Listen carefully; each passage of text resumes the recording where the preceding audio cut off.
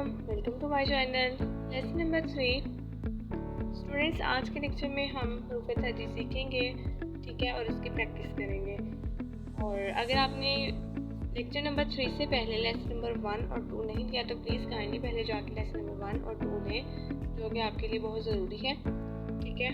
उसमें बहुत सी इंपॉर्टेंट बातें बताई गई हैं जो आपके लिए, आपके मार्कर को यूज़ करने के लिए, मार्कर को पकड़ने के लिए, इस्तेमाल करने के लिए बहुत ज़्यादा अहम है। तो बिना टाइम वेस्ट किए हम अपना काम स्टार्ट करते हैं।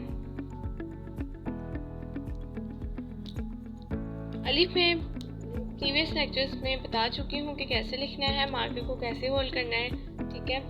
और अली मदा इस लेक्चर में बता रही हूँ मैं, और साथ इसके मत बता रही हूँ ताकि आपकी इसकी भी प्रैक्टिस हो सके, ठीक है। तो चलिए जी, हम अली मदा राइट करते हैं। इस तरह से हमने मार्कर को होल्ड कर लेना है। ये देखिए, जो बड़ी साइड है वो राइट साइड पे और जो इसकी छोटी साइड है वो लेफ्ट साइड पे। ये मैं आपको क्लोज करके दिखा देती हूँ।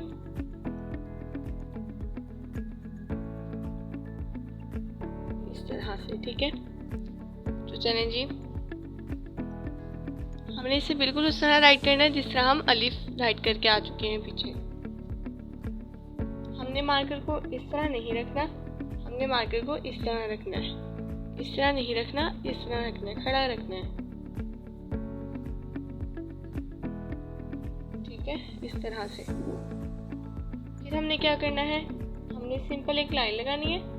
जब हमने आगे मूव करना है तो हमने फुल मार्कर लगा देना है, यानी कि पूरा मार्कर हमने इस तरह लगा देना है, इस तरह से। और फिर जो ये इसकी साइड है ना बड़ी वाली, उससे हमने इसे नीचे ले आना है, ठीक है, यानी कि बारीक कर देना है।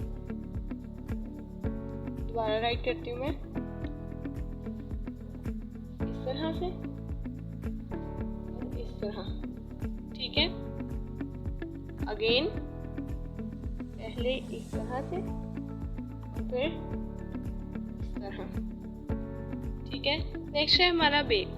तो स्टूडेंट्स, मैं आपको ये बात बताती चलूँ, आपने परेशान बिल्कुल नहीं होना, क्योंकि अलिफ और अलिफ मद्दा सेम है, जैसे आगे बे, पे, ते। इसीलिए मैं क्या करूँगी कि हमारा टाइम वेस्ट ना हो, ठीक है। तो हम बे लिख लिया, तो इसी तरह आपकी पे और ते की भी प्रैक्टिस हो जाएगी। इसी तरह आगे जीम है, चे है, खे, तो हम जीम लिख लेंगे, हमारी आगे चे है, खे सबकी प्रैक्टिस हो जाएगी। तो इस तरह हमारी हरूफ तहजी हम लेके आगे चलेंगे, ठीक है। तो अब हम बे राइट कर लेते हैं। बे के लिए हमने क्या करना है, सिंपल जो रूल मैं लेसन नंबर 1 में बता चुकी हूँ, लेसन नंबर 2 में भी अलिफ को बहुत बार रिपीट कर चुकी हूँ ताकि आपको अच्छे से समझ आ जाए। तो वो ये था कि हमें ये अलिफ डालना आ जाएगा ना, तो हमारे लिए बहुत सा काम आसान हो जाएगा। इसी तरह हमने यहाँ पे छोटा सा अलिफ राइट करना है बे के लिए भी। मैं आपको राइट करके दिखाती हूँ। जिस तरह हमने मार्कर को अलिफ के लिए पकड़ा था, बस वजह कह लें या फिर कह लें कि ये जो है यहाँ पे हमने बड़ा लिखा था और आगे हमने जो बे के साथ लिखना है वो हमने स्मॉल लिखना है, इस तरह से।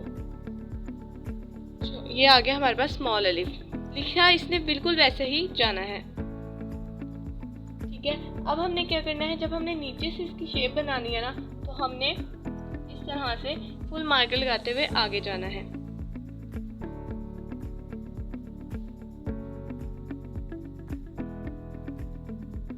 फिर इस तरह से ऊपर कर देना, ठीक है। जिसकी बड़ी वाली साइड है वो हमने इस तरह से ऊपर ले जानी है। मैं दोबारा राइट करती हूँ।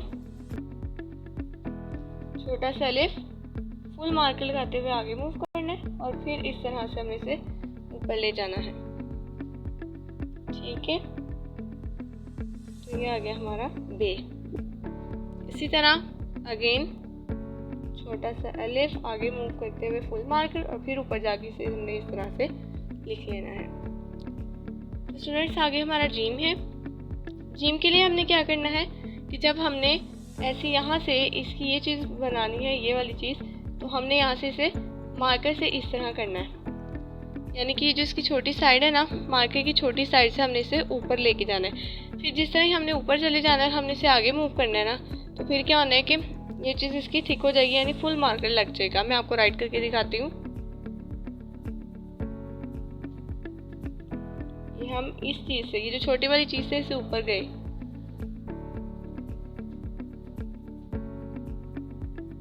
ठीक है। ऐसे हमने ऊपर चले जाना है।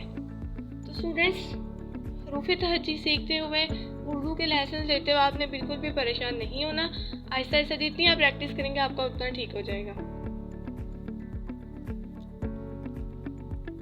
इस तरह से यहाँ से फिर हमने जो इसकी बड़ी वाली साइड है वो इस तरह करते हुए, यानी वही साइड लगाते हुए हमने नीचे आ जाना है। ठीक है, फिर हमने फुल मार्कर लगाते हुए इसे इस तरह कर देना है।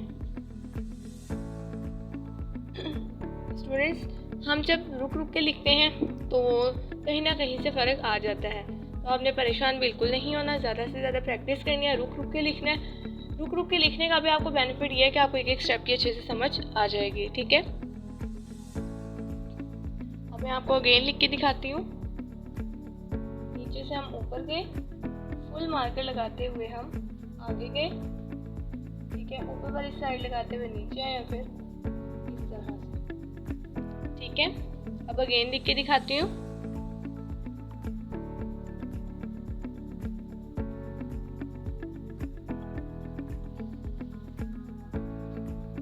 ठीक है, तो ये आ गया हमारा जीम।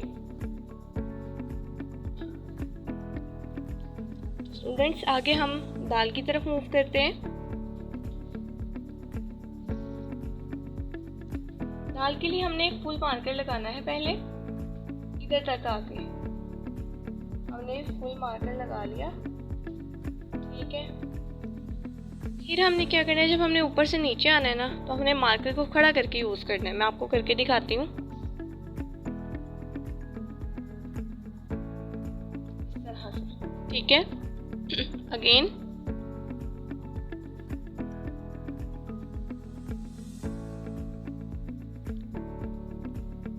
दोबारा लिख के दिखाती हूँ। ऊपर से जब आपने आना है तो यहाँ तक आपने, ये जो मैंने लाइन लगाई है, यहाँ तक आपने मार्कर को फुल लगाना है। जिस तरह ही आपने नीचे आना, आपने उसे इस शेप में ऐसे रख लेना है और फिर उसे इस तरह से छोड़ देना है। दोबारा लिखती हूँ मैं,